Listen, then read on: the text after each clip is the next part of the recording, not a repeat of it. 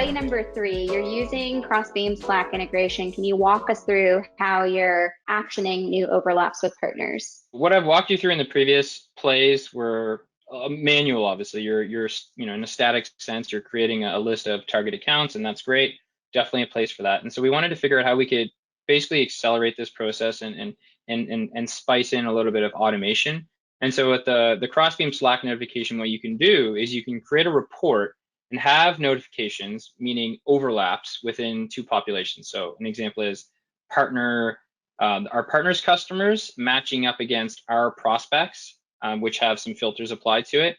And so if there are new overlaps, meaning a new customer of our partners matches up with one of our prospects, it will create a notification in a shared Slack channel that we have with a partner, which then we can action because it'll have the account manager or the account executive tagged on that notification.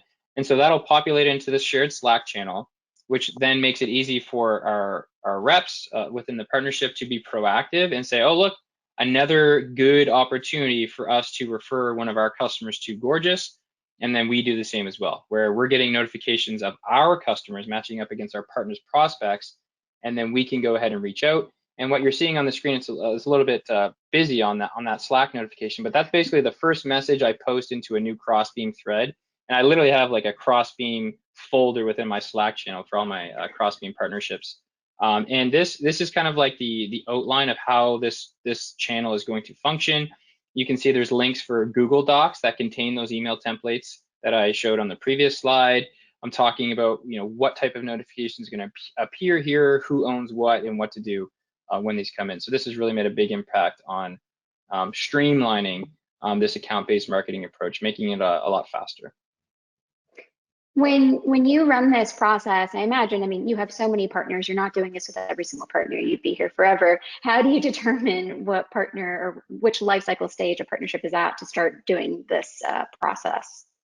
For sure, there's a few things, and Amanda and I were on a great panel the other day about, with Pandium and the SaaS Ecosystem Alliance, talking about how do you balance, the value of a partnership from a product perspective, meaning the impact it has on your users, balancing that up against like commercial objectives, like what's the actual revenue opportunity.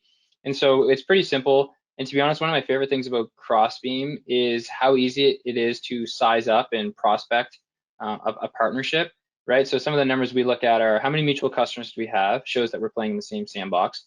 How many customers does our partner have that is a prospect of ours and a good fit? And that kind of paints like the total addressable market for us within their ecosystem. And then we can get the same number for us. And so to your original question, Jasmine, like which partners do we engage in this with? It's the classic. It's the partners we have the strongest alliance with, if we have a great integration with them. And then ultimately the TAM, the market opportunity for both of us is so significant that it warrants this type of thing. Because for some smaller partners, like we would get very little, if any, notifications just because there's not enough overlap opportunity. Yeah, and that makes sense. For this process in particular, are there any specific results or success stories that come to mind with partners that you've run this process with?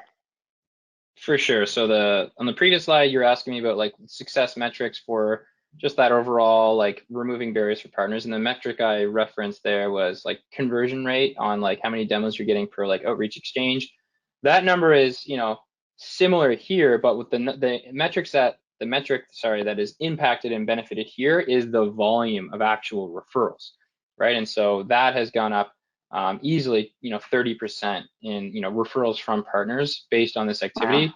Wow. We're not doing this with a ton of partners just yet, and as we're refining it, we're going to start to do this with more and more partners. We're expanding our team even further than we already have, and so to be honest, like that's the big thing here is actually having someone in a dedicated role within your partnership organization who can really own this. And so we're just getting started on that front. So we're expecting even more success with it.